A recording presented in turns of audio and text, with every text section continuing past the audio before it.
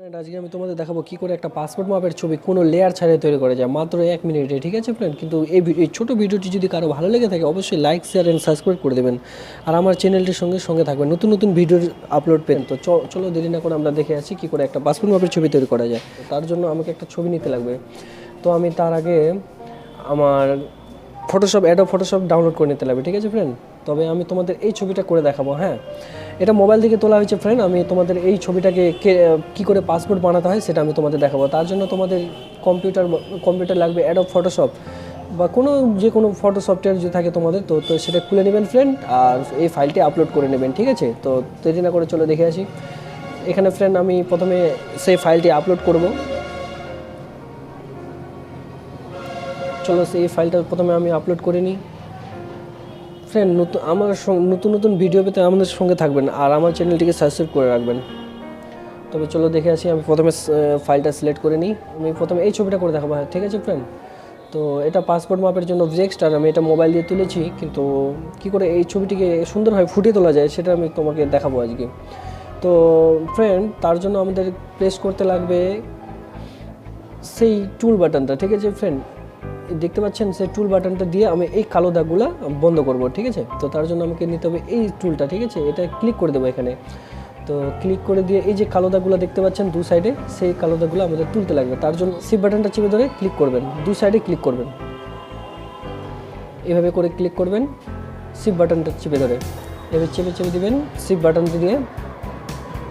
ঠিক আছে, এই আমার হয়ে গেল। কিন্তু ফ্রেন্ড পাসপোর্ট ছবিতে যদি ব্যাকগ্রাউন্ড ভালো না হয় কিন্তু ছবি কিন্তু ভালো লাগবে না। ঠিক আছে, তো আমরা একটা এমন ব্যাকগ্রাউন্ড নেব যেন ছবিটা একটু ফুটে তোলা যায়। তার জন্য আমার সিলেক্ট করা আছে অলরেডি একটা সবুজ কালারের ব্যাকগ্রাউন্ড। এই ব্যাকগ্রাউন্ডটা দিলে আমার মনে হয় ছবিটা একটু হলেও ভালো লাগবে। তো আমরা চেপে নিলাম। তো এই যে আমরা এখানে সবুজ কালারের কালি নেওয়া আছে। যত পারবা ফ্রেন্ড ডিপ কালার নিবা। ঠিক আছে, তবে ডিপ কালার নিলে ভালো হয়। তো এখান থেকে তোমরা সিলেক্ট করে নিতে পারো কীরকম কালার নিবা। ঠিক আছে, তো আমরা এই কালারটা নিলাম। আর এই যেটা বক্স এটা দেখতে পাচ্ছেন, এটা ঢেলে দেবেন। ঠিক আছে, এই যে ঢেলে দিলে মানে সবটাই হয়ে গেলো, তখন এই ব্রাশ দিয়ে সাইডগুলো যেগুলো আছে সেগুলোতে ঢেলে দেবেন। এইভাবে করে এই টুলটা দিয়ে ঘষবেন। ঠিক আছে ফ্রেন্ড, ব্রাশটা দিয়ে ঘষবেন। দেখবেন বাড়তি যদি থেকে থাকে ব্রাশটা দিয়ে ভালো করে ঘষবেন।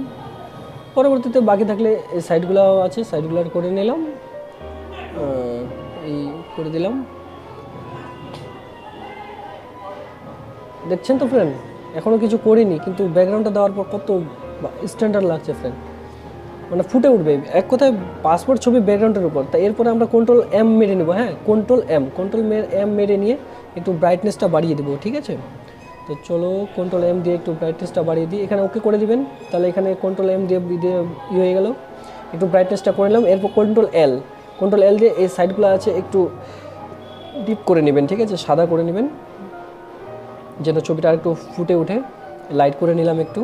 এরপরে কন্ট্রোল ইউ প্রেস করবেন। ঠিক আছে, কন্ট্রোল ইউ দিয়ে একটু আমরা সাদা করে নিই। -9 ডিগ্রি রাখলাম যেন আমি ছবিটা একটু সাদা করে নিলাম একটু ছবিটা। হ্যাঁ, এখন এরপরে কন্ট্রোল বি মারবেন। কন্ট্রোল বি মেরে একটু দেখে নেবেন মেজারমেন্টটা ঠিক আছে কিনা কালারের। হ্যাঁ, এটা ঠিক আছে, বেস্ট। এরপরে ওকে করে দেবেন। সবগুলোতে কিন্তু ওকে করতে হবে। ওকে করার পর যেটা আমাদের করতে হবে, হ্যাঁ এবার দেখেন ফ্রেন্ড মুখটা অটোমেটিকলিভাবে কতটা ব্রাইটনেস চলে এসেছে। এরপরে পাসপোর্ট মাপের এটা কেটে নেবেন, ইচ্ছা মতো পাসপোর্ট মাপটা কেটে নেবেন যতটুকু আপনার দরকার। তবে বেশি বড় নেবেন না, পাসপোর্ট মাপের একটু ছোট নেবেন। আর মাথার উঁচুটা একটু দেখে নেবেন। ঠিক আছে ফ্রেন্ড, মাথার উঁচাটা একটু রাখতে হবে, তাহলে তবেই ভালো লাগবে। ছবিটা বড় করে দেখে নিই কেমন হলো। দেখেছেন ফ্রেন্ড, অনেকটা ভালো চলে আসলো। এর আগেটা থেকে এখন এটা অনেকটা পরিষ্কার চলে আসলো। তবে আপনার পাসপোর্ট মাপের সাইজ যদি না জেনে থাকেন, এই যে এখানে দেওয়া আছে ওয়েট লাগবে আমার 1.1 ইঞ্চি আর হাইট লাগবে 1.4 ইঞ্চি। আর রেগুলেশন যেটা আছে ফ্রেন্ড, ওটা তুমি যদি 400 দিয়ে থাকো, 400 দিলে আরও পরিষ্কার আসবে। আর 300 দিলে মানে একটু 300 দিলে ভালো হবে। ঠিক আছে, 350 মানে একটু এইচডি ভালোই আসবে। ঠিক আছে, তবে 400 দিলে আরও ভালো আসবে, এটাই এমবিটা বড় হয়।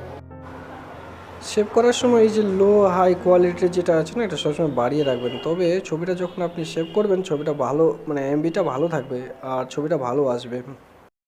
লো করে রাখলে কিন্তু ফ্রেন্ড ভালো আসবে না, ঠিক আছে। এরপরে ওকে করে দেবেন। ওকে করার পর যেটা আমাদের দেখতে হবে, এটা আমাদের ছবিটা এখন সেভ হয়ে গেল, ঠিক আছে। এটা এখন আমাদের ডেস্কটপে সেভ হয়ে গেল।